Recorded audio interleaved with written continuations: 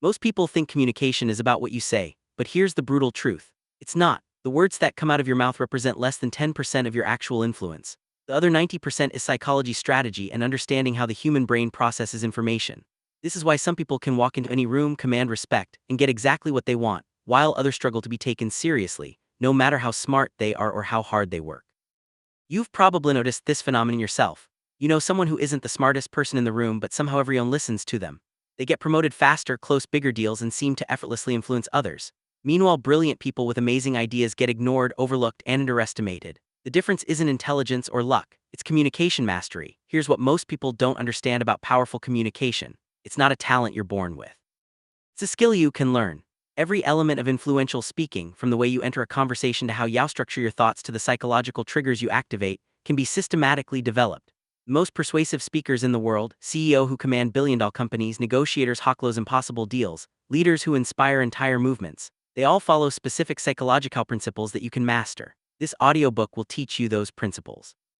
You'll learn how to read an room within seconds, how to structure your thoughts so people hang on every word, how to use a strategic silence to create authority, how to handle disagreement without losing respect, and how to build the kind of magnetic presence that makes people want to listen to you. By the time you finish, you won't just speak differently, you'll think differently about every interaction you have. But here's the catch: this only works if you apply it. These aren't theoretical concepts to think about. These are practical strategies to use immediately. Every technique I share has been proven in real-world situations. From boardrooms to first dates, from job interviews to family dinners, the psychology of communication is universal. And once you understand it, you'll never struggle to be heard, respected, or influential again. Chapter 1: The Fatal Communication Mistakes That Kill Your Influence Before You Even Speak. Most people sabotage their influence before they even open their mouth. They walk into conversations already defeated because they have made fundamental mistakes that signal weakness, insecurity, and low status to everyone around them. These mistakes are so common that 95% of people make them without even realizing it, and they're destroying their ability to be taken seriously. The first fatal mistake is reactive communication. Most people wait for others to start conversations, set the tone, and determine the direction of the discussion. They respond instead of leading, they follow instead of guiding, and they let other people control the frame of every interaction. This immediately positions them as followers, not leaders. When you're constantly reacting, you're giving away your power and training others to see you as someone who waits for permission rather than someone who takes charge. Reactive communicators use phrases like, "I think maybe you're probably right and I'm not sure," but they ask permission to speak. They apologize for having opinions, and they constantly seek validation from others.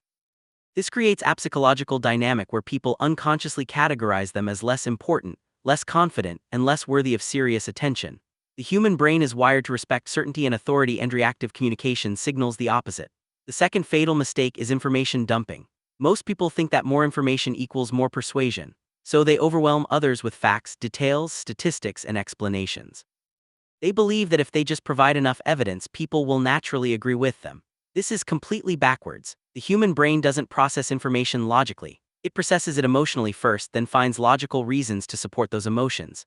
When you dump information on people, you're actually making it harder for them to understand and agree with you. You're creating cognitive overload, which triggers mental resistance. Instead of being persuaded, people become overwhelmed, confused, and mentally exhausted. They stop listening not because your information is wrong, but because their brain can't process it effectively. Information dumping also signals that you don't understand your audience's needs, priorities, or attention span. The third fatal mistake is emotional leakage. This happens when your internal emotional state unconsciously affects your communication. If you're nervous, anxious, insecure, or desperate, these emotions leak out through your voice, tone, body language, and word choice. Even when you're trying to hide them, people can sense emotional leakage immediately, and it destroys your credibility. Emotional leakage shows up in subtle ways. Your voice might get slightly higher when you're nervous. You might speak faster when you're anxious. You might use more filler words when you're uncertain. You might lean forward too much when you're desperate for approval. These micro-signals communicate more than your actual words, and they tell people that you're not in control of yourself. If you can't control your own emotions, how can you be trusted with important decisions or responsibilities? The fourth fatal mistake is mirror communication. This is when you unconsciously copy the communication style, energy level, and opinions of whoever you're talking to. Mirror communicators become chameleons, constantly adjusting their personality to match their environment. They think this makes them more likable, but it actually makes them forgettable and untrustworthy. When you mirror others, you lose your unique voice and perspective. People can sense that you're not being authentic, and they stop taking you seriously. Mirror communication also prevents you from adding real value to conversations because you're just echoing what others have already said. Instead of being seen as agreeable, you're seen as weak, indecisive, and lacking in personal conviction. The fifth fatal mistake is defensive communication. This happens when you interpret neutral questions or comments as personal attacks and respond defensively. Defensive communicators err constantly explaining themselves, justifying their actions, and protecting their ego. They turn normal conversations into battles and exhaust people with their need to be right. Defensive communication creates a negative spiral. When you get defensive, others become more aggressive, which makes you even more defensive. This pattern destroys relationships, erodes trust, and makes people avoid communicating with you altogether. It also signals that you're insecure about your competence or authority, which undermines your influence. The sixth fatal mistake is approval-seeking communication. This is when your primary goal in every conversation is to be liked rather than to be respected or effective. Approval seekers constantly monitor other people's reactions and adjust their message based on what they think others want to hear. They avoid disagreement, sacrifice their opinions, and prioritize harmony over truth. Approval-seeking communication might seem nice, but it's actually manipulative and weak. When people sense that you're more concerned with being liked than being honest, they lose respect for you. They also stop trusting your opinions because they know you'll tell them what they want to hear rather than what they need to hear. This makes you irrelevant in important conversations and decisions. The seventh fatal mistake is unconscious communication. Most people have never studied how communication actually works. So they wing it and hope for the best. They don't understand how tone affects perception, how their word choice creates meaning, or how their body language influences outcomes. This is like trying to perform surgery without understanding anatomy. You might get lucky, but you'll probably cause damage. Unconscious communicators repeat the same mistakes over and over because they don't know what they're doing wrong. They blame others for misunderstanding them instead of taking responsibility for unclear communication. They get frustrated when people don't respond the way they want. But they never examine their own role in creating those outcomes. These 7 fatal mistakes are epidemic in modern society, and they're the reason why most people struggle with influence, authority, and respect. The good news is that once you become aware of these patterns, you can start changing them immediately. Every conversation becomes an opportunity to practice conscious strategic communication that builds your influence instead of destroying it. Chapter 2. The Neuroscience of First Impressions. Why people decide about you in 3 seconds. Your brain makes snap judgments about other people in less than 3 seconds, and those judgments are incredibly difficult to change. This isn't a flaw in human psychology. It's a survival mechanism that evolved over millions of years to help us quickly identify threats, allies, and opportunities. Understanding how these first impressions work gives you enormous power because you can consciously influence them instead of leaving them to chance. The human brain processes first impressions through multiple channels simultaneously. Your appearance, posture, facial expressions, voice, tone, energy level, and initial words all get processed instantly and unconsciously. Within 3 seconds, people have already decided whether you're competent, confident, trustworthy, high status, or low status. And these decisions shape every subsequent interaction you have with them. This happens because of something called thin slice judgments. The brain takes a tiny slice off information and uses it to make broad predictions about your character, abilities, and intentions. The predictions are remarkably accurate for basic personality traits, but they're also heavily influenced by unconscious biases and social conditioning. This means you can trigger positive first impressions by understanding what signals the brain is looking for. The first element of powerful first impressions is physical presence. Before you say a single word, people are evaluating your posture, movement, and spatial awareness. Confident people take up appropriate space, move with purpose, and maintain steady, controlled movements. They don't fidget, rush, or make themselves smaller. Their physical presence communicates that they belong in the space and have every right to be there. Physical presence starts with your posture. Stand or sit with your spine straight, shoulders back, and head level. This isn't about being rigid. It's about being aligned and grounded. When your posture is strong and stable, it triggers unconscious associations with competence, leadership, and emotional control. When your posture is weak, collapsed, or fidgety, it signals insecurity, nervousness, and low confidence. Your movement patterns also communicate volumes about your internal state. Confident people move deliberately and smoothly. They don't rush unless there's a real urgency. And they don't move slowly unless they're being intentional about creating a specific effect. Their movements have purpose, direction, and control, which signals that they have control over themselves and their environment. The second element is facial expression and eye contact. Your face is the most expressive part of your body, and people read it constantly for emotional information. Confident communicators maintain relaxed, alert facial expressions that show they're engaged but not overly eager. They make appropriate eye contact that shows interest and attention without being aggressive or invasive. Eye contact patterns are particularly important for establishing authority and connection.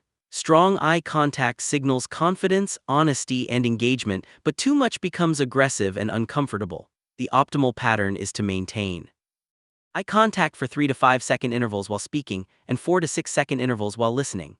This creates a sense of connection without triggering discomfort or dominance battles. Your facial expressions should match your internal emotional state and your intended message. If you're nervous but trying to appear confident, the mismatch will be obvious and undermine your credibility.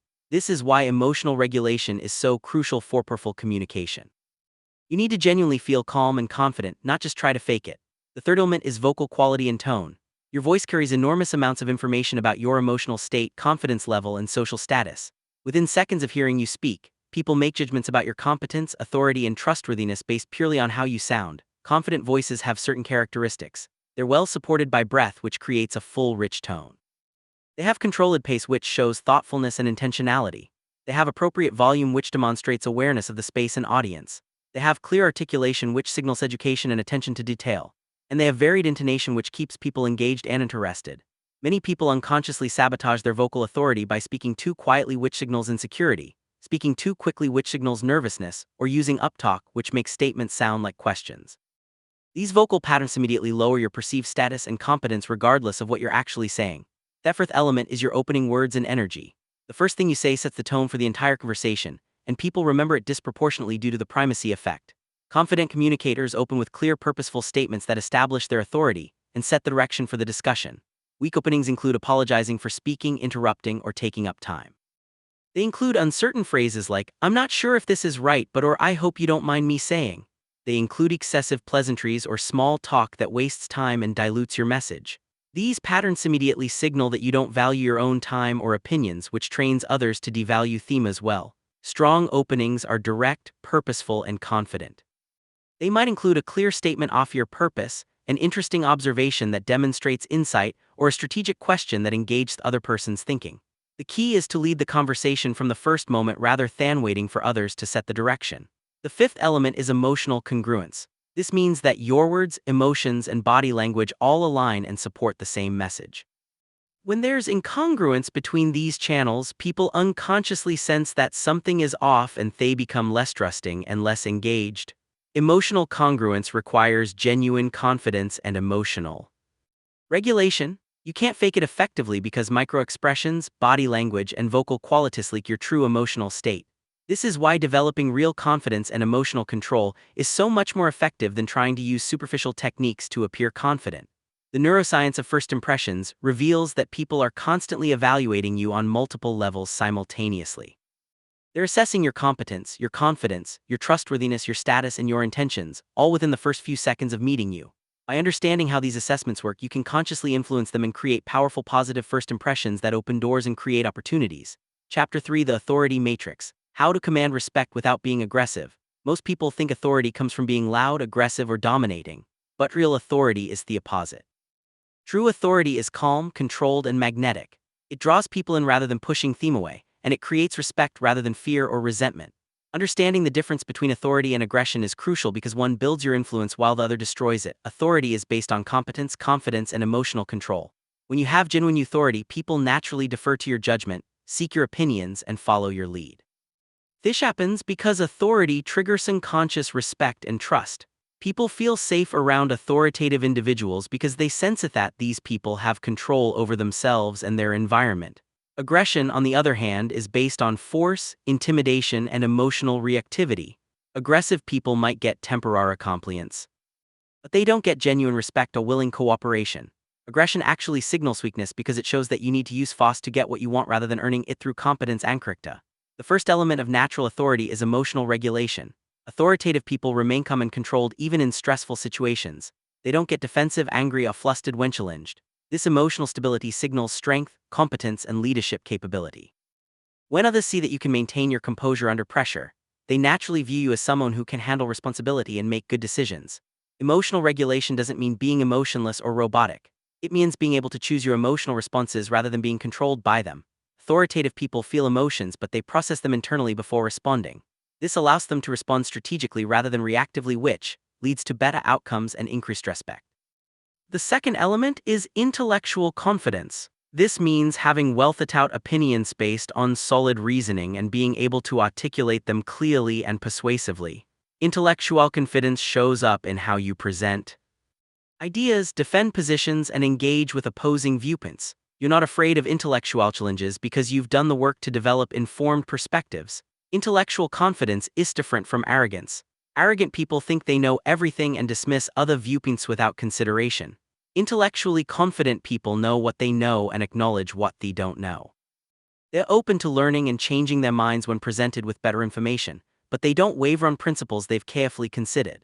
The third element is purposeful communication. Authoritative people communicate with clear intention behind every word. They don't speak just to fill silence or to be polite. When they contribute to conversations, they add genuine value through insights, questions, or information that moves the discussion forward. This purposefulness makes others pay attention because they know that when you speak, it's worth listening to. Purposeful communication also means being selective about when you speak. Authoritative people don't feel compelled to comment on everything or to prove their intelligence in every conversation. They speak when they have something meaningful to contribute and remain silent when they don't. This selectivity makes their words carry more weight when they do choose to speak. The fourth element is boundary setting. Authority requires clear boundaries about what you will and won't accept in terms of behavior, treatment, and communication. These boundaries aren't aggressive or punitive. They're simply clear statements about your standards and expectations. When people know where your boundaries are, they're more likely to respect them and you. Setting boundaries effectively requires calm consistency. You don't need to get angry or aggressive to enforce boundaries. You just need to be clear about consequences and follow through consistently. When someone crosses a boundary, you address it directly and matter-of-factly without drama or emotional escalation. This shows that you take yourself seriously and expect others to do the same. The fifth element is competence demonstration. Real authority is ultimately based on proving ability to get results. People respect you when they see evidence that you know what you're doing and can deliver on your promises. This competence can be demonstrated through past achievements, current performance, or clear expertise in relevant areas. Competence demonstration isn't about bragging or showing off. It's about quietly and consistently proving your value through your actions and results. When people see that you consistently deliver high-quality work, meet deadlines, solve problems, and add value, they naturally begin to defer to your judgment and seek your input. The sixth element is strategic vulnerability. This might seem counterintuitive, but showing appropriate vulnerability actually strengthens authority rather than weakening it. Strategic vulnerability means being honest about limitations, acknowledging mistakes, and asking for help when needed. This shows confidence and emotional maturity rather than weakness. The key is that the vulnerability must be strategic and appropriate. Sharing every insecurity, doubt, or personal problem undermines authority. Viewed acknowledging specific limitations or mistakes while taking responsibility for them actually increase trust and respect. It shows that you're honest, self-aware, and focused on results rather than protecting your ego. The seventh element is social calibration. Authoritative people understand social dynamics and adjust their communication style to fit the situation without compromising their core principles. They know when to be more formal or casual, when to be direct or diplomatic, when to lead or support. This social intelligence allows them to maintain authority across different contexts and relationships. Social calibration requires observing and understanding the unspoken rules of different social environments. What works in a boardroom might not work at a family dinner. What's appropriate with peers might not be appropriate with subordinates or superiors. Authoritative people navigate these differences skillfully while maintaining their authentic personality and values. Authority is not about dominating others or getting your way through force. It's about earning respect through competence, character, and emotional maturity. When you develop genuine authority, people naturally want to follow your lead, seek your advice, and respect your decisions. This creates influence that lasts and relationships that strengthen over time rather than deteriorating due to resentment or fear. Chapter 4. The Persuasion Operating System. How to change minds without manipulation. Persuasion is not manipulation. Manipulation involves deceiving or coercing people toked against their best interests for your benefit. Persuasion involves helping people make decisions that are genuinely good for them while also achieving your legitimate objectives. Understanding this distinction is crucial because ethical persuasion creates lasting relationships and results while manipulation destroys trust and backfires over time. The foundation of ethical persuasion is understanding how people actually make decisions. Most people think decision-making is a logical, rational process, but neuroscience reveals that it's primarily emotional. People make decisions based on feelings, then use logic to justify those decisions to themselves and others. This means that effective persuasion must engage emotions first, then provide logical support for the emotional decision. This doesn't mean manipulating emotions or creating false feelings. It means understanding what people genuinely care about and helping them see how your proposal connects to their real values, priorities, and desires. When persuasion aligns with someone's authentic interests and emotions, it feels natural and beneficial rather than pushy or manipulative. The first principle of the persuasion operating system is identifying the other person's cause. Motivations. Everyone has primary drivers that guide their decisions. These might include security, achievement, recognition, autonomy, connection, growth, contribution. Before attempting to persuade someone, you need to understand what really motivates them, not what you think should motivate them. You can identify motivations through careful observation and strategic questions. What topics make them light up with enthusiasm? What concerns keep them awake at night? What achievements are they most proud of? What fears do they try to avoid? What values do they consistently defend? Understanding these deeper motivations allows you to frame your proposals in ways that genuinely resonate with their priorities. The second principle is establishing genuine rapport and trust. People are only persuaded by people they like trust and respect. This rapport can't be faked through superficial techniques like mirroring body language or using someone's name repeatedly. Real rapport comes from authentic interest in the other person, demonstrated competence, and consistent reliability. Building rapport requires shifting your focus from what you want to get to what you can give. When you genuinely care about helping someone solve their problems or achieve their goals, they sense this authenticity and become more open to your influence. This doesn't mean being selfless, it means finding genuine alignment between your interests and theirs. The third principle is strategic storytelling. Facts tell, but stories sell. Because stories engage emotions, create vivid mental pictures, and make abstract concepts concrete and memorable. Instead of presenting dry information or logical arguments, you embed your key points in compelling narratives that help people visualize and feel the benefits of your proposal. Effective persuasion stories have specific elements. They feature relatable characters facing similar challenges to your audience. They include specific sensory details that make the story vivid and memorable. They show clear cause and effect relationships between actions and outcomes. They end with results that your audience wants to achieve. And they position your proposal as the key factor that enabled the positive outcome. The fourth principle is addressing resistance proactively. Every person has reasons for potentially saying no to your proposal, and ignoring these concerns doesn't make them go away. Skilled persuaders identify likely objections and address them before they're raised. This shows that you understand the other person's perspective and have thoughtfully considered their concerns.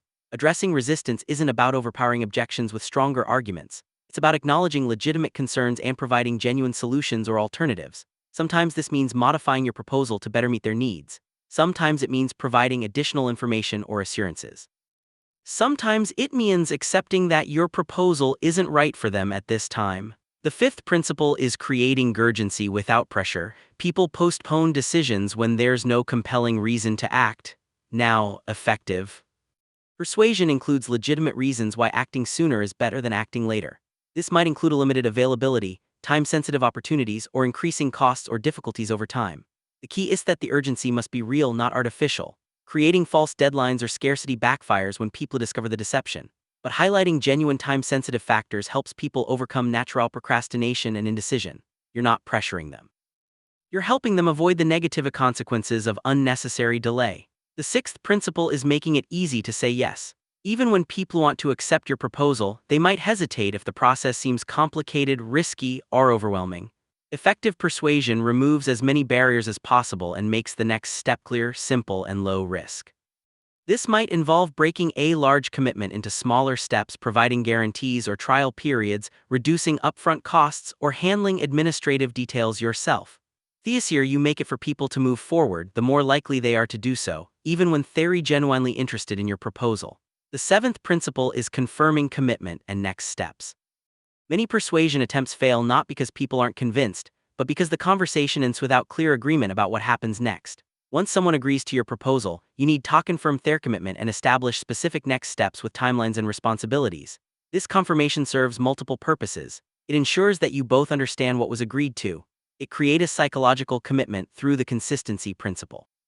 It prevents the agreement from being forgotten or deprioritized. And it maintains momentum by establishing immediate action steps rather than leaving everything for later. The persuasion operating system works because it aligns with how people naturally think, feel, and make decisions.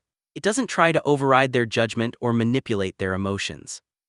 Instead, it helps them make good decisions by providing relevant information, addressing legitimate concerns, and making IDC to take action that serves their interests while also achieving your objectives. Chapter 5. Strategic silence. The power of what you don't say. Most people are afraid of silence in conversations. They feel compelled to fill every pause with words even when they have nothing meaningful to say. This fear of silence destroys their communication power because it makes them appear nervous, anxious, and lacking in confidence. Learning to use silence strategically is one of the most powerful communication skills you can develop. Silence is not the absence of communication. It's a different form of communication. Strategic silence can convey confidence, authority, thoughtfulness, and control. It can create space for others to reveal important information. It can add weight and impact to your words. It can diffuse attention and create connection, and it can give you time to think before responding instead of reacting impulsively. The first type of strategic silence is the confidence pause. This is a brief silence before you speak that shows you're choosing your words carefully rather than blurting out the first thing that comes to mind. Confident people are comfortable with this pause because they're not desperate to prove themselves or fill every moment with chatter. The confidence pause works because it signals thoughtfulness and intentionality. When you pause before speaking, people unconsciously assume that what you're about to say is worth waiting for. This makes them pay closer attention to your words and gives your message more impact. It also gives you time to organize your thoughts and choose the most effective way to communicate your point. The second type is the emphasis pause. This is a strategic silence after making an important point that allows it to sink in before moving on. Most people rush from point to point without giving their audience time to process important information. The emphasis pause ensures that your key messages are absorbed and remembered rather than lost in a stream of continuous talking. Emphasis pauses are particularly powerful after making bold statements, asking important questions, or delivering surprising information. The silence creates mental space for the other person to consider what you've said rather than immediately thinking about their response. This increases the likelihood that your message will influence their thinking and decision-making. The third type is the invitation silence. This is a longer pause that creates space for the other person to contribute to the conversation.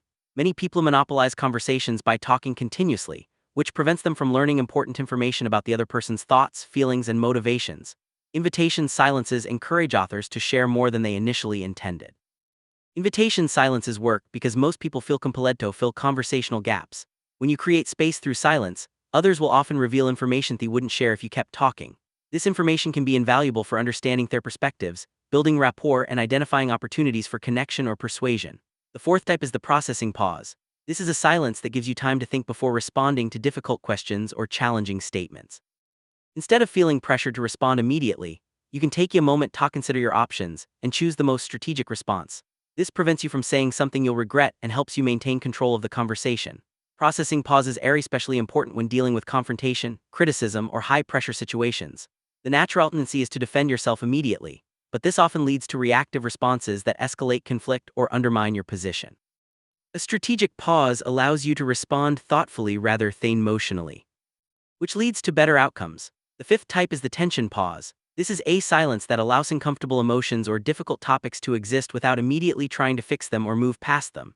Many people are so uncomfortable with tension that they rush to resolve it even when sitting with discomfort would be more productive. Tension pauses can be powerful in negotiations, difficult conversations, or when addressing performance issues.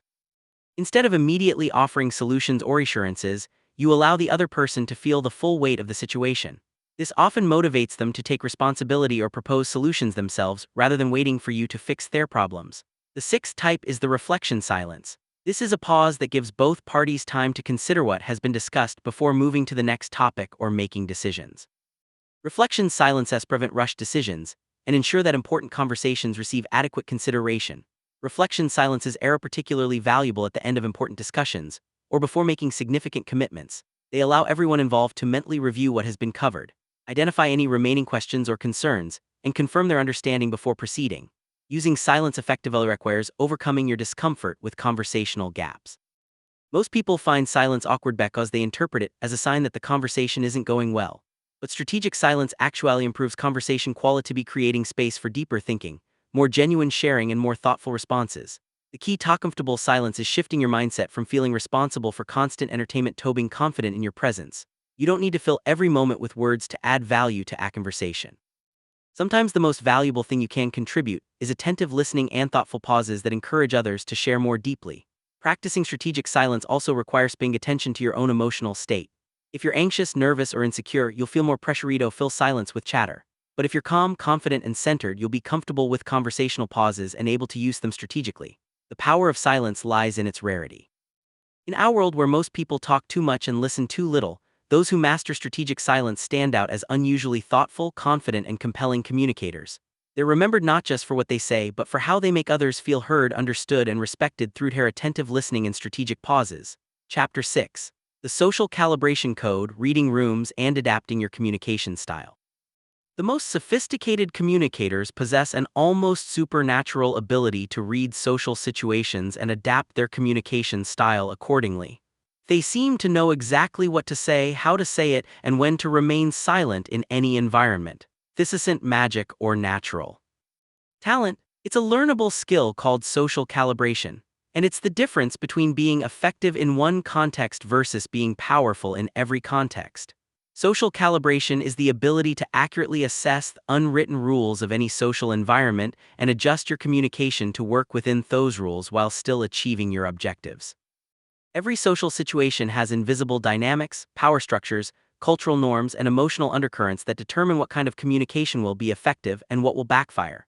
Most people fail at social calibration because they use the same communication approach in every situation. They speak to their boss the same way they speak to their friends. They use the same tone in formal meetings that they use in casual conversations. They apply the same strategies in high-tension situations that they use in relaxed environments. This lack of adaptation severely limits their influence and often creates unnecessary conflict or resistance. The first element of social calibration is situational awareness. Before you open your mouth, you need to assess the environment you're entering.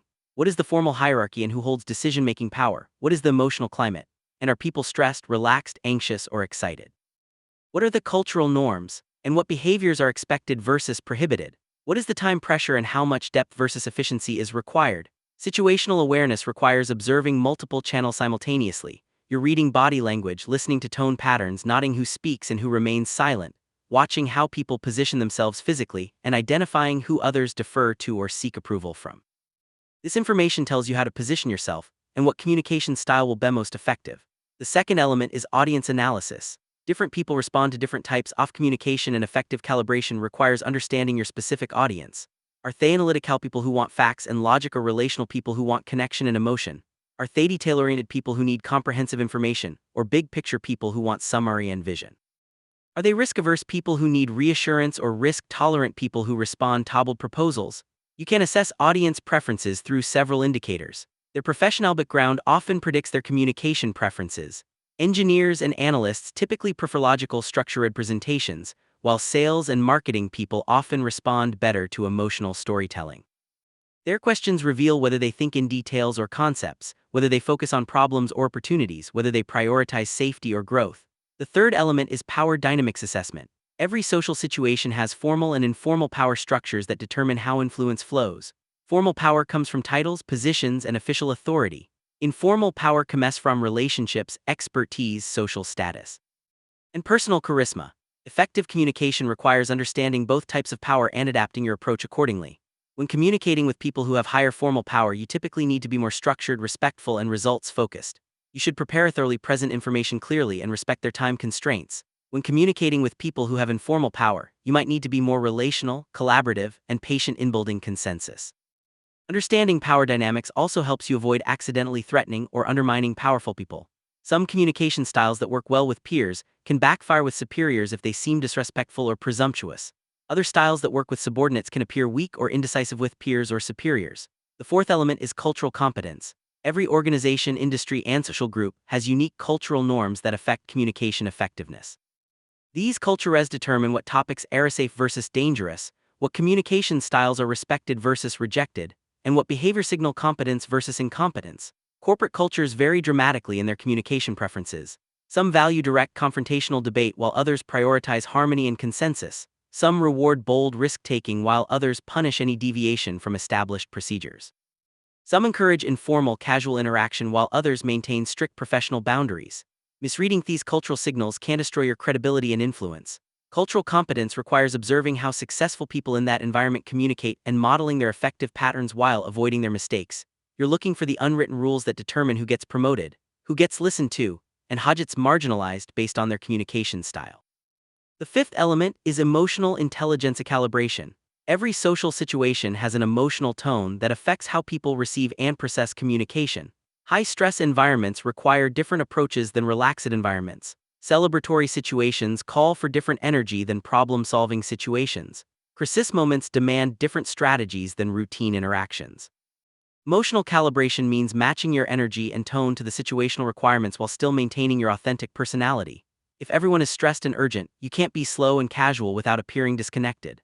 If everyone is formal and serious, You can be playful and irreverent without seeming inappropriate. But you also can't completely suppress your personality or you'll appear fake and untrustworthy. The sixth element is strategic flexibility. Social calibration isn't about becoming a chameleon who has no consistent identity. It's about being strategically flexible in your communication approach while maintaining your core values and objectives. You're adapting your methods, not your principles, your style, not your substance, your presentation, not your purpose. Strategic flexibility requires having multiple communication approaches in your repertoire. You need to be able to communicate analytically when the situation requires logic emotionally, when connection is needed assertively, when leadership is required, and collaboratively when consensus building is important. This range allows you to be effective across diverse situations and relationships. The seventh element is real-time adjustment. Social calibration isn't just about reading a situation correctly at the beginning. It's about continuously monitoring feedback and adjusting your approach as the situation evolves. People's moods change, power dynamics shift, and new information emerges that requires communication strategy modifications. Real-time adjustment requires paying attention to micro-feedback signals. Are people leaning in or leaning back? Are they asking questions or remaining silent? Are they making eye contact or looking away? Are they nodding in agreement or showing signs of confusion or disagreement? This feedback tells you whether your current approach is working or needs modification. Effective real-time adjustment also requires having the emotional flexibility to change course without losing confidence or composure. Many people get locked into communication approaches even when they're clearly not working because changing feels like admitting failure. But strategic adaptation is a sign of social intelligence, not weakness. Mastering social calibration transforms you from someone who is effective in limited contexts to someone who can succeed in any environment. You become the person others rely on for important conversations, difficult negotiations, and high-stakes presentations because you have the rare ability to read situations accurately and communicate in ways that achieve results while maintaining relationships. Chapter 7. The Confidence Algorithm: Building Unshakable Self-Assurance in Any Situation. Confidence is not a personality trait you're born with, it's a skill you can systematically develop. Most people think confidence comes from success, but the reality is reversed. Confidence creates success, not the other way around. When you understand how confidence actually works, you can build it deliberately and maintain it consistently regardless of external circumstances. The foundation of unshakable confidence is understanding the difference between outcome-based confidence and process-based confidence. Outcome-based confidence depends on external results and other people's approval. When things go well, you feel confident. When they don't, you feel insecure. This type of confidence is fragile and unreliable because you can't control outcomes or other people's reactions. Process-based confidence comes from trusting your ability to handle whatever happens. It's based on your preparation, competence, and emotional resilience rather than specific results. When you have process-based confidence, you remain steady and self-assured even when outcomes are uncertain or disappointing because you know you have the skills and character to navigate any situation effectively. The first element of the confidence algorithm is competence building. Real confidence is rooted in real ability, and you can't fake competence for very long without being exposed. This means that building confidence requires continuously developing your knowledge, skills, and expertise in areas that matter to your goals and responsibilities. Competence building isn't just about technical skills. It also includes communication skills, emotional regulation, leadership abilities, problem-solving capabilities, and social intelligence. The broader your competence base, the more confident you can be in diverse situations because you know you have the tools to add value and achieve results. The key to competence building is deliberate practice focused on your specific weaknesses and challenges. Most people practice what they're already good at because it feels comfortable and rewarding. But confidence comes from knowing you can handle difficult situations, which requires practicing the skills you'll need when things go wrong. The second element is preparation mastery. Confidence grows when you know you've prepared thoroughly for whatever challenges you might face.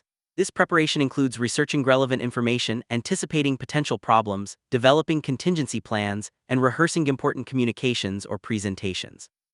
Preparation mastery goes beyond surface-level planning to include a mental and emotional preparation. You visualize successful outcomes, but also prepare mentally for potential setbacks or difficulties. You practice staying calm and focused under pressure. You develop quick decision-making processes for unexpected situations. This comprehensive preparation gives you confidence that you can handle anything that comes up. The third element is evidence accumulation. Your brain builds confidence by accumulating evidence that you can succeed in challenging situations. Every time you handle a difficult conversation, navigate a complex problem, or achieve a meaningful goal, you add to your evidence bank of personal competence. Most people don't pay attention to their successes and accomplishments, so they don't get the confidence benefits from their achievements. They focus on failures and problems while dismissing or minimizing their successes. Building confidence requires deliberately noting and remembering evidence of your capabilities and achievements. You can accelerate evidence accumulation by setting progressive challenges that stretch your abilities without overwhelming them. Start with situations that are slightly outside your comfort zone and gradually increase the difficulty as your confidence grows. Each success builds evidence that you can handle increasingly challenging situations. The fourth element is self-talk optimization. Your internal dialogue has enormous impact on your confidence levels because your brain believes what you tell it repeatedly. Most people have negative self-talk patterns that undermine their confidence through constant self-criticism, doubt, and catastrophic thinking. Optimizing self-talk doesn't mean unrealistic positive thinking or denying genuine challenges. It means developing accurate, realistic self-assessment that acknowledges both your strengths and areas for improvement without being unnecessarily harsh or defaced. You speak to yourself the way you would speak to a valued colleague: objective, supportive, and constructive.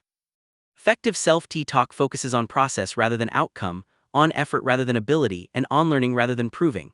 Instead of telling yourself you have to be perfect, you remind yourself that you're capable of handling challenges and learning from mistakes. Instead of fearing failure, you frame difficulties as opportunities to demonstrate resilience and problem-solving skills.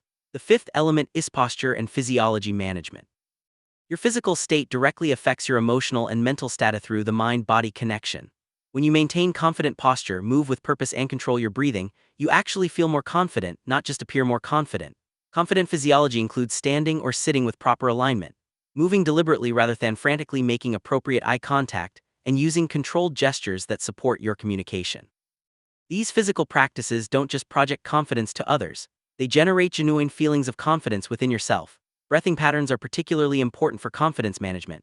Shallow, rapid breathing triggers anxiety and nervousness, while deep, controlled breathing promotes calm confidence. Learning to regulate your breathing gives you a powerful tool for managing your emotional state in any situation. The sixth element is comfort zone expansion. Confidence grows through experience with challenging situations, and you can't build that experience by staying in your comfort zone. This requires deliberately seeking out situations that stretch your abilities and force you to develop new skills and capabilities. Comfort zone expansion should be systematic and progressive rather than reckless and overwhelming. You want to challenge yourself enough to grow, but not so much that you become overwhelmed and lose a confidence. The goal is to gradually expand your comfort zone so that situations that once seemed impossible become routine. Each time you successfully navigate a situation outside your previous comfort zone, you expand your confidence for similar situations in the future.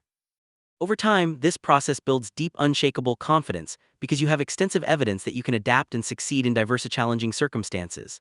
The seventh element is identity alignment. The most powerful confidence comes from alignment between your actions and your authentic identity.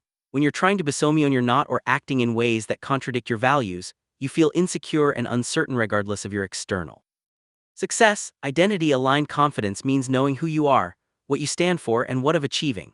It means being comfortable with your strengths and limitations without feeling the need to pretend or compensate. It means acting in ways that reflect your genuine personality and values rather than trying to meet other people's expectations. This type of confidence is unshakable because it doesn't depend on external validation or approval. You know who you are and you're comfortable with that identity regardless of what others think. This inner security gives you the freedom to communicate authentically and take appropriate risks without being paralyzed by fear of rejection or failure. The confidence algorithm works because it builds genuine self-assurance based on real competence, preparation, evidence, and self-knowledge rather than superficial techniques or positive thinking. When you systematically develop these elements, you create confidence that withstands pressure, performs under stress, and grows stronger through challenges rather than being diminished by them. Chapter 8. Advanced Influence Techniques. The psychology of getting what you want without force. Influence is not about overpowering people or manipulating them into compliance. It's about understanding human psychology and creating conditions where people naturally want to cooperate with you. The most powerful influence techniques work by aligning with how people already think, feel, and make decisions rather than fighting against their natural tendencies. The foundation of ethical influence is understanding that people don't resist ideas, they create themselves. When you can guide people to discover conclusions, solutions, or decisions on their own, they feel ownership and commitment rather than resentment or resistance. This requires shifting from telling people what to think to helping them think more effectively about their own situations and goals. The first advanced influence technique is assumption reframing. Most people make unconscious assumptions about what's possible, normal, or appropriate in any given situation. These assumptions create invisible boundaries that limit their thinking and decision. By skillfully challenging or reframing these assumptions, you can expand their perception of available options. Assumption reframing works by introducing new perspectives that highlight the arbitrary nature of current limitations. You might ask questions like, what if we didn't have to follow the usual process? Or, what would be possible if budget wasn't a constraint? Or, how would this look if we were starting from scratch? These questions help people break free from limiting assumptions and consider new possibilities.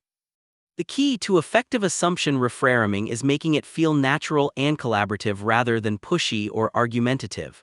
You're not attacking their current thinking, you're helping them expand it. You present alternative perspectives as interesting possibilities to explore rather than as corrections to their faulty reasoning. The second technique is social proof orchestration. People look to others for guidance about what to think, feel, and do, especially in uncertain situations. By strategically highlighting relevant examples of others who have made similar decisions, you can influence people's perception of what's normal, reasonable, or beneficial. Social proof orchestration requires careful selection of relevant examples that match the person's situation, values, and concerns. The examples should come from people they respect or identify with and demonstrate outcomes they want to achieve. Generic testimonials or irrelevant examples can actually backfire by highlighting differences rather than similarities. You can also create a social proof through strategic networking and relationship building. When influential people in someone's network support your position or proposal, it carries much more weight than your direct advocacy. This requires building genuine relationships with key influencers and helping them understand how your proposals benefit their interests as well. The third technique is cognitive reframing. This involves helping people interpret situations, events, or information in ways that support better decisioning. The same facts can be perceived very differently depending on how they're framed and presented. Skilled influence practitioners help people see situations in ways that reveal opportunities rather than just obstacles. Cognitive reframing works by shifting focus from problems to solutions, from costs to benefits, from risks to potential rewards, from what's missing to what's possible. You're not changing the facts. You're helping people interpret those facts in more productive and optimistic ways that enable action rather than paralysis. Effective cognitive reframing requires understanding the other person's current mental framework and gently guiding them toward more empowering interpretations. This means listening carefully to how they describe situations and strategically introducing alternative perspectives that open up new possibilities. The fourth technique is reciprocity activation. People feel psychologically obligated to return favors and reciprocate kindness. This principle can be used ethically by providing genuine value before asking for anything in return. When you help people solve problems, achieve goals, or gain insights, they naturally want to cooperate with your requests. Reciprocity activation works best when the value you provide is unexpected, personalized, and clearly beneficial to the recipient. It should feel like a genuine gift rather than an obvious manipulation tactic. The goal is to create positive feelings and goodwill that naturally lead to cooperation rather than obligation that feels manipulative. You can activate reciprocity through providing useful information, making valuable introductions, offering practical assistance, sharing relevant expertise, or simply giving genuine recognition and appreciation. The key is that your giving should be authentic and focused on their needs, rather than obviously designed to create obligation. The fifth technique is consistency leveraging. People have a strong psychological need to remain consistent with their previous statements, decisions, and public commitments. Once someone takes a position or makes a commitment, they feel internal pressure toked in ways that support that position, even when circumstances change. Consistency leveraging involves helping people connect your proposals to commitments, values, or positions they've already established. If someone is publicly committed to improving customer service, you can frame your proposal as a way to fulfill that commitment. If they've stated certain values, you can show how your request aligns with those values. The key to ethical consistency leveraging is ensuring that the connections you highlight are genuine and beneficial rather than superficial or manipulative. You're helping people see how your proposal supports their authentic commitments and values, not tricking them into compliance through artificial consistency pressure. The sixth technique is scarcity and urgency creation. People value things more when they perceive them as rare, limited, or time-sensitive. This principle can be used ethically when the scarcity or urgency is genuine and relevant to the person's goals. Creating false scarcity is manipulative and backfires when discovered. Genuine scarcity might include limited availability of opportunities, resources, or timing windows. Real urgency might involve deadlines, consequences, or changing market conditions. The key is to help people understand actual time sensitivity, rather than creating artificial pressure through fake deadlines or false limitations. When highlighting scarcity or urgency, you should also provide clear information about why the limitation exists and what the consequences of delay might be. This helps people make informed decisions rather than feeling pressured into hasty choices they might regret later. The seventh technique is emotional alignment. People make decisions based on emotions, then justify them with logic. Effective influence requires connecting with people's genuine emotions and helping them see how your proposal satisfies their emotional needs and desires, not just their logical requirements. Emotional alignment means understanding what people really care about at a deeper level than their stated rational preferences. What are their fears, hopes, ambitions, and values? How do they want to feel about themselves and their decisions? What emotional outcomes are they trying to achieve or avoid? Once you understand someone's emotional drivers, you can frame your communication in ways that connect with those feelings while still providing solid logical support. You're not manipulating emotions. You're helping people see how your proposal aligns with what they genuinely care about most deeply. These advanced influence techniques work because they align with natural human psychology rather than fighting against it. They help people make better decisions that serve their interests while also achieving your legitimate objectives. When used ethically, they create win-win outcomes that strengthen relationships and build long-term cooperation and trust. Chapter 9. Crisis Communication. How to stay powerful when everything goes wrong. Crisis situations reveal who has real communication power and who just appears confident when things are easy. When pressure mounts, emotions run high and stakes become critical. Most people's communication skills collapse. They become reactive, defensive, scattered, or paralyzed. But masters of crisis communication actually become more powerful and influential during difficult times because they know how to maintain composure, clarity, and leadership when others lose control. Crisis communication is not about having all the answers or preventing all problems. It's about maintaining your effectiveness and influence when facing unexpected challenges, uncertainty, and high-stakes pressure. The people who master this skill become the ones others turn to when things go wrong, which creates enormous opportunities for leadership and advancement. The first principle of crisis communication is emotional regulation under pressure. When crisis hits, your first responsibility is managing your own emotional state because your emotions will either stabilize or destabilize everyone around you. People look to leaders for emotional cues about how serious the situation is and how they should respond. Emotional regulation doesn't mean suppressing emotions or pretending everything is fine. It means processing emotions internally before they leak out in destructive ways. You feel the stress, anxiety, or urgency, but you don't let those feelings control your communication or decision-making. This emotional control gives others confidence that you can handle situation effectively. Techniques for crisis emotional regulation include controlled breathing to maintain physiological calm, strategic pausing before responding to avoid reactive statements, grounding yourself in facts rather than fears, and focusing on solutions rather than dwelling on problems. The practices help you maintain the clear thinking necessary for effective crisis leadership. The second principle is information management and transparency. During crisis, people are hungry for information and they'll create their own explanations if you don't provide clear, accurate updates. This rumor generation often makes situations worse than they actually are. So proactive communication is essential for maintaining control and confidence. Effective crisis information management means providing regular updates even when you don't have complete information. You communicate what you know, what you don't know, what you're doing to find out more, and when you expect to have additional information. This transparency builds trust and prevents the information vacuum that leads to speculation and panic. You should also acknowledge the seriousness of situations without being alarmist or defaced.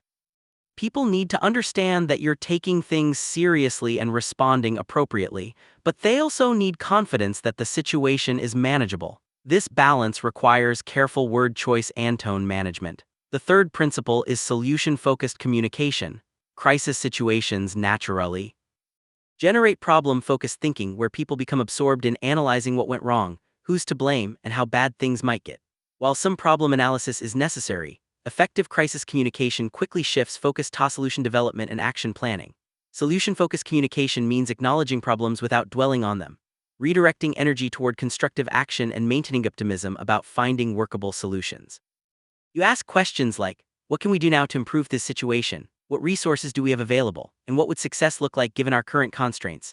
This approach doesn't mean ignoring real problems or being unrealistically positive. It means channeling mental and emotional energy toward productive problem solving rather than getting stuck in circular problem analysis or blame assignment that doesn't improve outcomes. The fourth principle is stakeholder-specific messaging. Different groups of people affected by a crisis have different concerns, information needs, and decision-making authority. Effective crisis communication involves tailoring your message content timing and deliver on thought to each stakeholder group's specific situation and requirements. Internal team members need detailed information about immediate action steps, role clarifications, and resource availability. Senior leadership needs strategic perspective, impact assessment, and recommendation options. External partners need relevant updates without confidential details. Customers need reassurance about how the situation affects them and what you're doing to protect their interests. Creating stakeholder-specific messaging requires understanding each group's priorities, concerns, and decision-making processes. You provide enough information for them to feel informed and confident without overwhelming them with irrelevant details or creating unnecessary anxiety about aspects that don't affect them. The fifth principle is decisive leadership communication. Crises require decisions to be made quickly with incomplete information under time pressure. Effective crisis communicators can gather input quickly, synthesize information efficiently, and communicate decisions clearly even when they're not completely certain about all the implications. Decisive leadership communication involves stating decisions, clearly explaining the reasoning behind them, assigning specific responsibilities with deadlines, and establishing follow-up processes for monitoring results and making adjustments. You don't wait for perfect information or universal consensus, because delay often makes problems worse.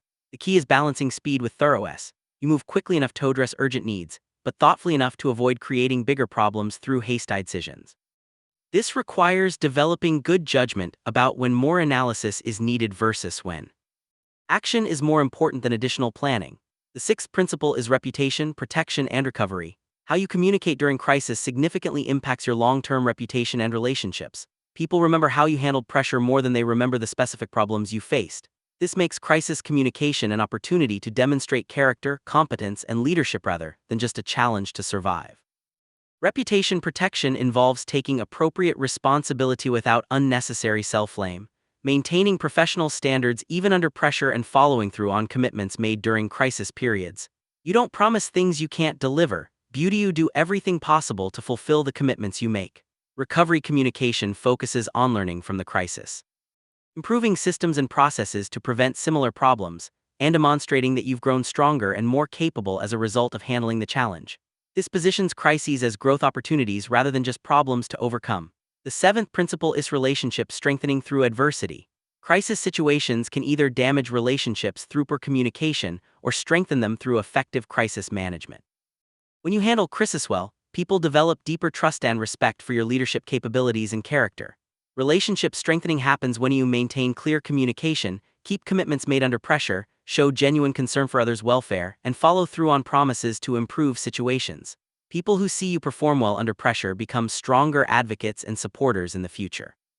You can also use crisis situations to demonstrate values and priorities that might not be visible during normal operations. How you treat people when resources are scarce, what principles you maintain under pressure, and how you balance competing interests during difficult times.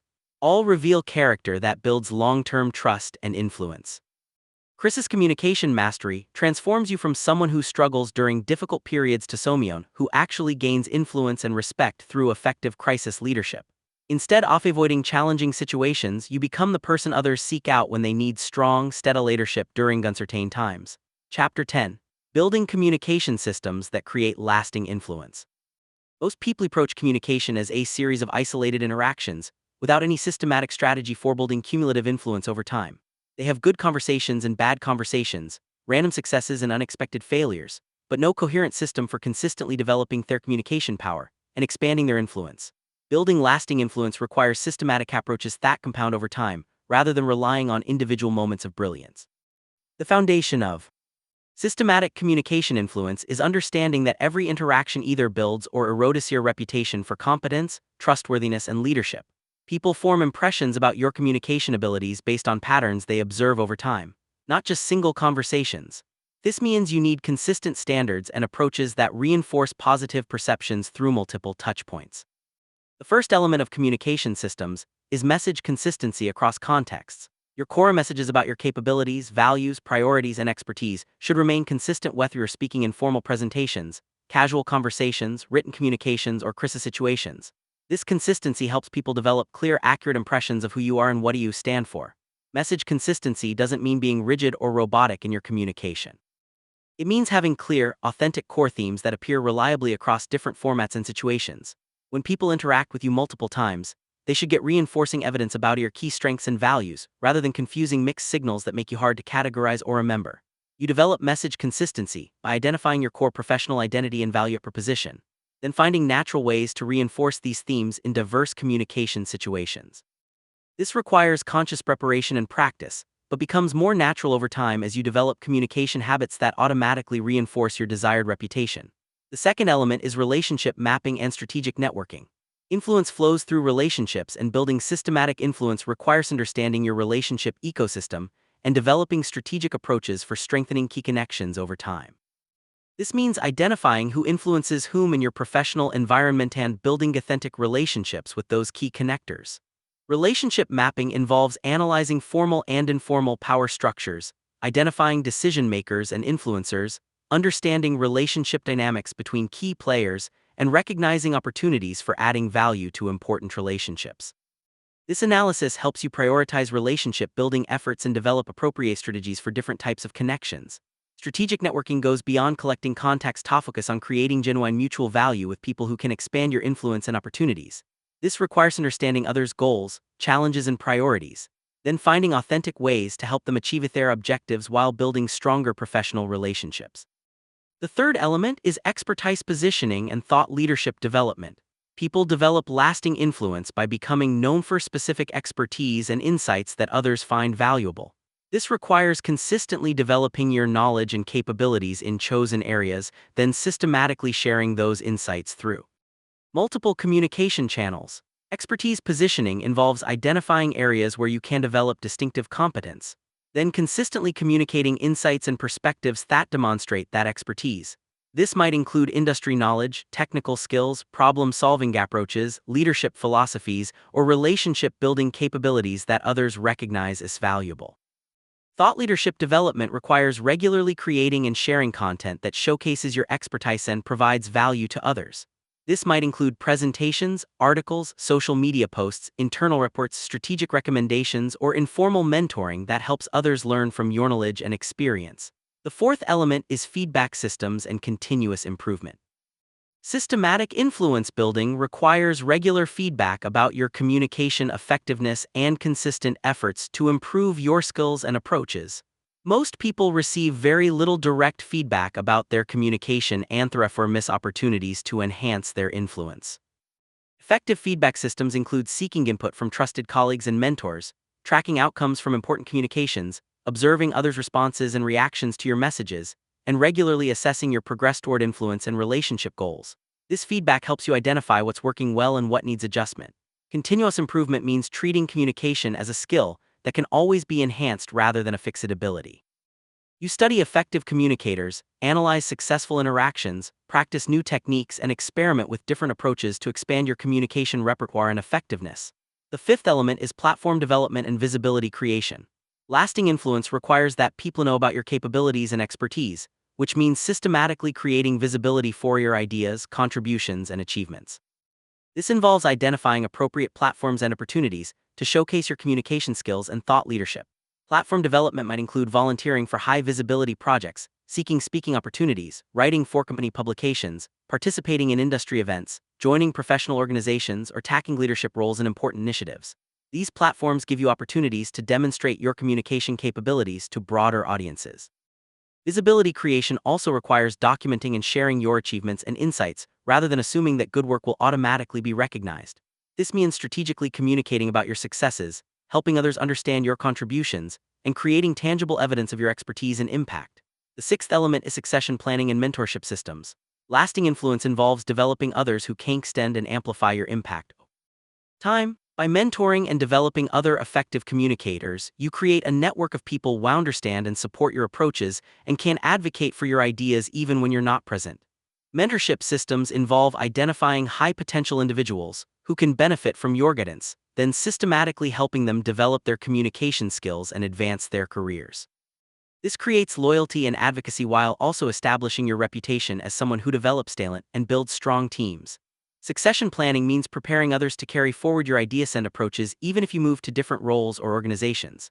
This might involve training team members, documenting your methods, creating process improvements, or developing organizational capabilities that outlast your direct involvement. The seventh element is legacy building and institutional influence. The highest level of communication influence involves creating changes in how organizations or industries think and operate. This requires developing approaches that become embedded in systems, processes, and cultures rather than just influencing individual decisions or relationships. Legacy building involves identifying opportunities to improve how communication happens within your organization or industry, then developing and implementing systematic improvements that benefit multiple people over extended periods. This might include training programs, communication standards, process improvements, or cultural changes that enhance effectiveness. Institutional influence means becoming someone whose ideas and approaches shape how others think about communication, leadership, or problem solving. This level of influence requires consistent excellence over extended periods, but creates impact that continues long after individual interactions or relationships. Building communication systems that create lasting influence transforms you from someone who has occasional communication successes to someone who systematically expends their impact and reputation over time. These systems ensure that your influence grows consistently rather than fluctuating randomly based on individual interactions or circumstances. Chapter 11. The Charisma Formula: Manufacturing Magnetic Presence on Command. Charisma is not a mysterious quality that some people are born with and others lack forever. It's a specific combination of behaviors, attitudes, and communication patterns that can be learned, developed, and deployed strategically. The most charismatic people you know became that way through understanding and practicing specific techniques, not through genetic luck or natural talent. The foundation of charisma is making other people feel important, valued, and understood when they interact with you. Charismatic people have mastered the art of focusing their attention and energy in others in ways that create powerful positive emotions. This isn't manipulation or fake interest. It's genuine engagement combined with specific skills that amplify the impact of that engagement. Most people think charisma is about being entertaining, charming, or the center of attention. But real charisma is about making others feel like they're the center of attention when you're with them. Charismatic people have the rare ability to make each person they interact with feel like the most important person in the room at that moment. The first element of the charisma formula is presence intensity. This means giving your complete undivided attention to whoever you're communicating with regardless of distractions, competing priorities, or other interesting people nearby. Most people give partial attention while thinking about other things, checking devices, or scanning the room for more important conversations. Presence intensity requires mental discipline to focus completely on the current interaction. You're not thinking about your next meeting, your phone notifications, or other people you want to talk to. Your entire mental and emotional energy is directed toward understanding and engaging with the person in front of you. This level of attention is rare in modern society where everyone is constantly distracted and multitasking. When someone experiences your complete focused attention, it creates a powerful positive emotion that they associate with you. They feel heard, understood, and valued in ways that most interactions don't provide. The second element is emotional attunement. Charismatic people are masters at reading and responding to other people's emotional states. They can sense when someone is excited, nervous, proud, frustrated, or uncertain, and they adjust their communication style to match and support those emotions appropriately. Emotional attunement involves paying attention to subtle cues like tone of voice, body language, energy level, and word choice that reveal how someone is feeling beyond what they're explicitly saying. You're reading between the lines to understand their emotional experience, not just their factual communication. Once you understand someone's emotional state, you can respond in ways that validate and support their feelings. If they're excited about something, you match their enthusiasm. If they're worried about a challenge, you acknowledge their concern and offer appropriate support. If they're proud of an achievement, you celebrate with them genuinely. The third element is curiosity amplification. Charismatic people ask better questions and show genuine interest in learning about others. They're not just waiting for their turn to talk or looking for opportunities to share their own stories. They're authentically curious about other people's experiences, perspectives, and insights. Curiosity amplification means asking follow-up questions that show you're really listening and want to understand more deeply. Instead of surface-level small talk, you probe into what makes people passionate, what challenges they're facing, what they're learning, and what they're excited about. These deeper questions create more meaningful connections. The key is that your curiosity must be genuine, not strategic. People can sense when you're asking questions just to appear interested versus when you're actually fascinated by their answers. Real curiosity creates real connection, while fake interest feels manipulative and hollow. The fourth element is energy management and contagion. Charismatic people understand that energy is contagious, and they consciously manage their energy level to create positive emotional states in others. They bring appropriate energy to different situations. Whether that's calm, confidence in crisis moments, enthusiasm for new projects, or focused intensity for important discussions. Energy management requires self-awareness about your current emotional and physical state, combined with the ability to consciously adjust your energy to serve the situation and the people you're with. If you're tired or stressed, you don't let that negative energy infect your interactions. If the situation calls for high energy, you find ways to generate genuine enthusiasm. Energy contagion works because humans unconsciously mirror the emotional states of people around them, especially people they respect or admire. When you consistently bring positive, appropriate energy to interactions, people start feeling better when they're around you, which makes them want to spend more time with you. The fifth element is storytelling mastery. Charismatic people are compelling storytellers who can make ordinary experiences interesting and meaningful. They understand how to structure narratives, create emotional engagement, and use stories to illustrate points, connect with others, and create memorable shared experiences. Effective storytelling involves selecting relevant details that create vivid mental pictures using appropriate packing to build tension and interest, including emotional content that helps listeners connect with the experience and engaging with insights or lessons that add value beyond entertainment. Charismatic storytelling isn't about having the most interesting life or most dramatic experiences. It's about finding the universal human elements in ordinary situations and presenting them in ways that help others see new perspectives or feel understood in their own similar experiences. The sixth element is vulnerability calibration. Charismatic people share appropriate personal information that helps others feel connected to them without oversharing or making others uncomfortable. They understand the difference between strategic vulnerability that builds connection and emotional dumping that creates awkwardness. Strategic vulnerability means sharing challenges, struggles, or uncertainties that others can relate to while maintaining your overall competence and strength. You might share a professional challenge you're navigating, a skill you're working to develop, or a lesson you learned from a mistake.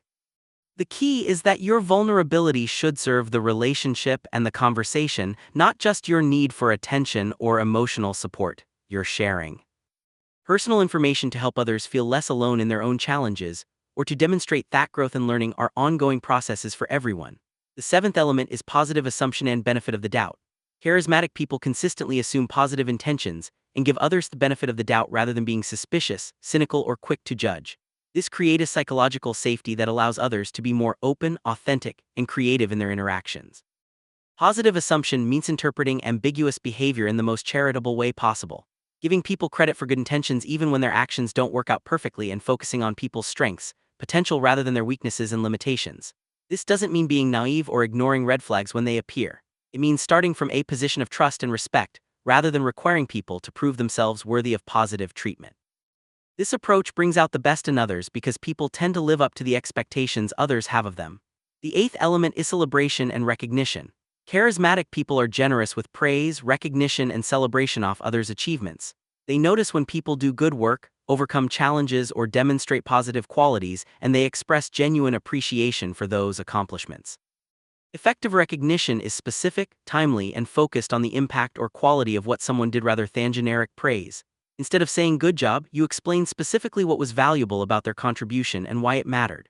This shows that you were paying attention and genuinely value their efforts.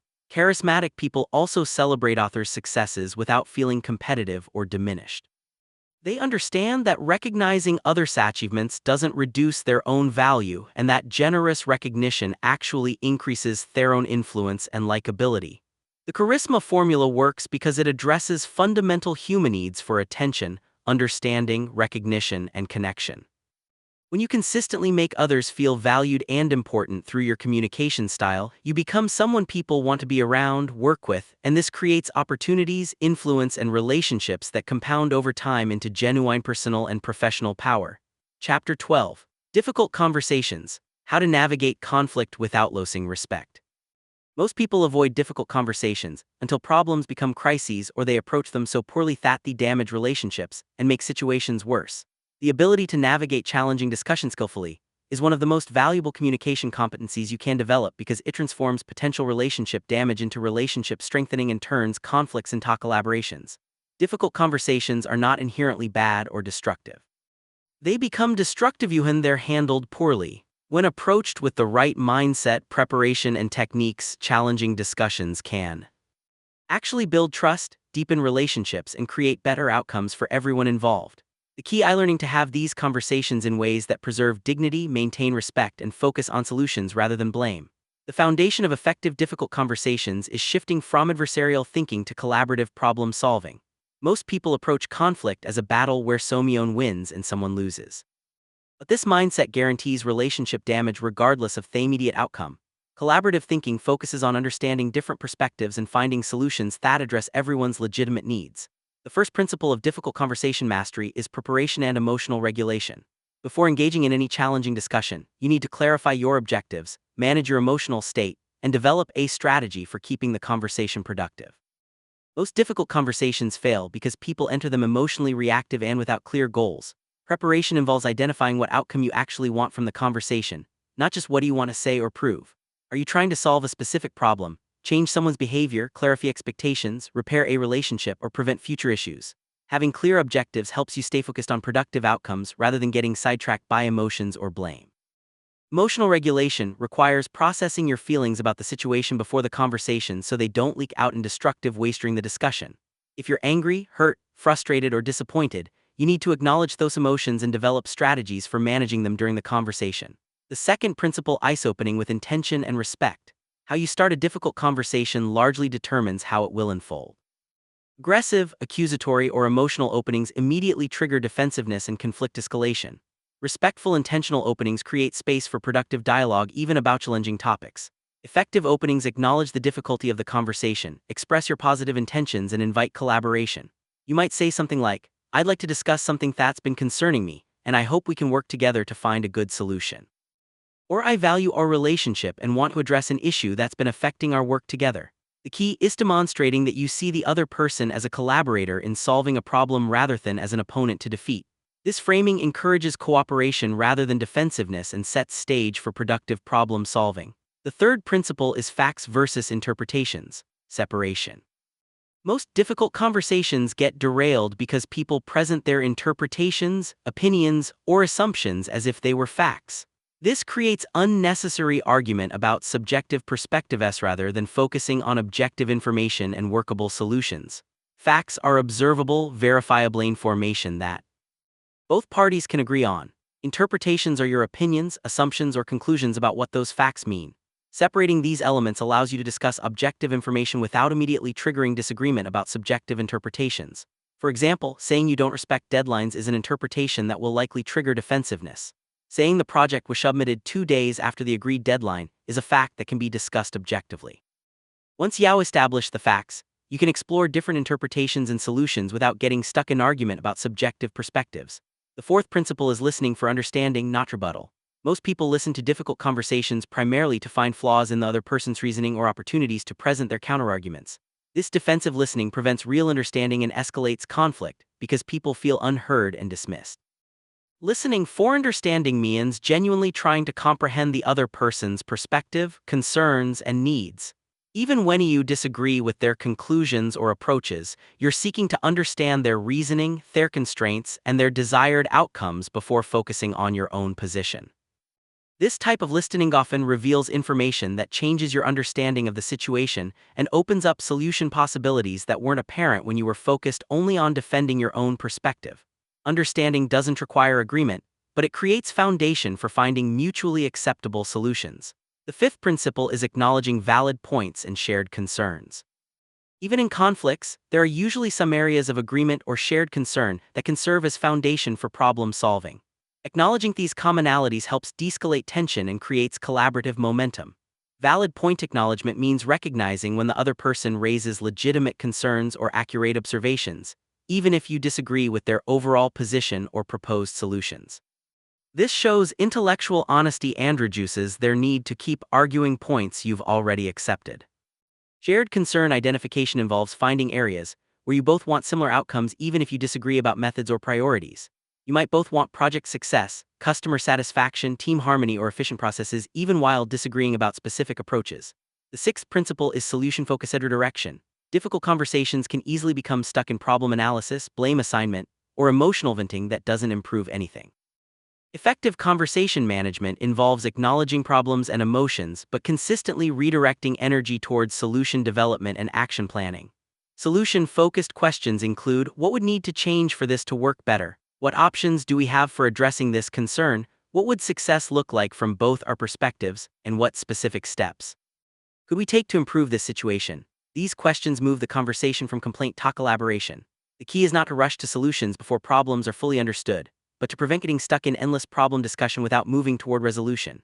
You want enough problem analysis to understand what needs to be solved, but not so much that the conversation becomes dominated by negativity and blame. The seventh principle is agreement documentation and follow-through. Many difficult conversations end with verbal agreements that are later forgot.